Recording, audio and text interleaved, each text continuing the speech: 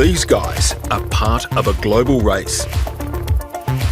It's been running for over a decade to build a mythical machine, the holy grail of calculations, a quantum computer. Remarkably, first-generation quantum computers have started to appear. Indeed, earlier this year, Google bought one. The D-Wave 2. The promise of quantum computers is what would otherwise take you a billion years, you could do in a few seconds. And that's game-changing. But as impressive as the D-Wave 2 is, it can only solve certain kinds of problems. The quantum computer these guys are working on potentially has very broad application, so the race is far from over. Conventional computers are built from silicon chips that have more than 1 billion miniature transistors etched on them. By cramming on ever more transistors, computers have been getting faster and faster. The problem is we can now squeeze so many components on a chip, we just can't get any more on. We're starting to reach the limits of that technology. Hence, the race to quantum.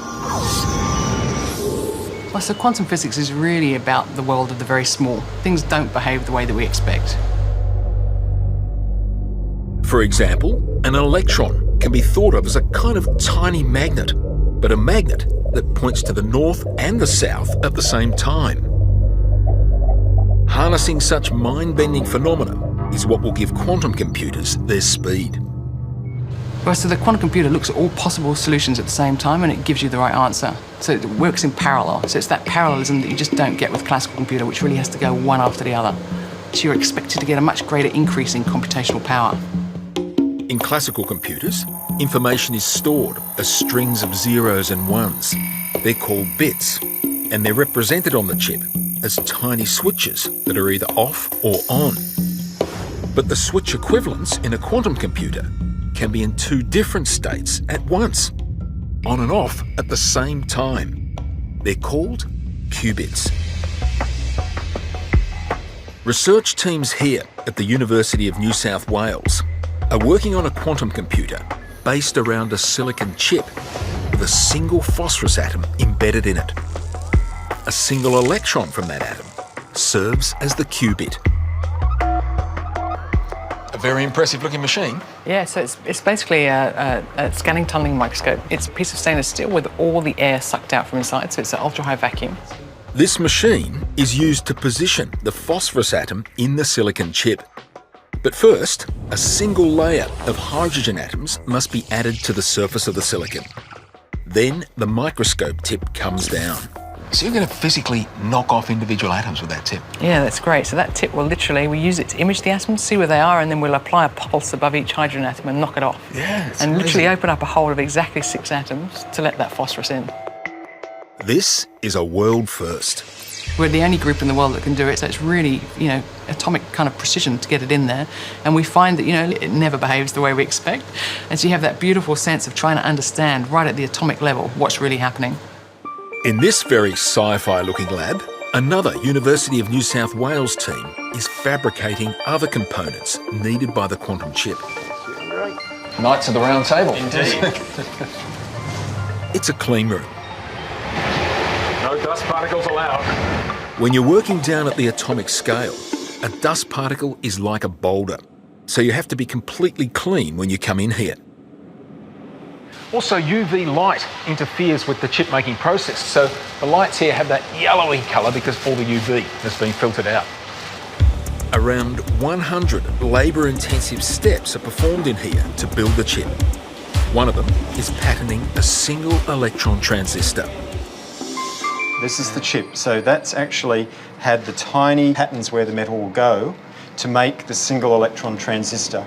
This has used the electron beam with just a 2 nanometer spot size to write these tiny features. Yeah, gee, and that's tiny. It's really tiny. And that transistor is the transistor that will read out the state of the spin on that atom. This is the culmination of all that work in the clean room. Our wonderful little chip there mounted on a circuit board. It contains the qubit and transistor. The researchers have chosen a phosphorus atom to make their qubit, because phosphorus has one extra electron compared to the surrounding silicon. Now that one electron that's attached to the phosphorus, like every electron, has what people call the spin.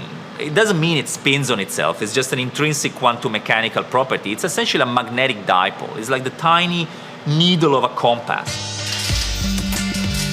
To measure the spin, the chip containing the qubit is placed inside this superconducting magnet. This large magnetic field gives a different energy to the two possible spin orientations. And, in another world first, they can now detect and control the state of the phosphorus qubit in the silicon chip. What you're looking at is in real time at 1,000 times per second rate at the quantum measurement of a single electron spin in real time before your eyes. That is amazing. So, I mean, an electron, a tiny, infinitesimally small thing, and we're measuring the spin on You're just that. watching it on the computer screen. When the spike happens, it's because the electron has left the phosphorus atom. And that can only happen if the electron is pointing spin up. However, the universal quantum computer these guys are developing still requires a lot of work. Which is why, over in Canada, D-Wave has adopted a very different type of machine. The model that we chose is fundamentally more robust against environmental disturbance. It's simpler to realize on realistic timeframes for investors and all that to build something useful sooner. This quantum computer works in a very different way. The D-Wave uses electrical circuits with superconducting currents running through them, which produce magnetic fields. The circuits behave like magnets and interact with each other.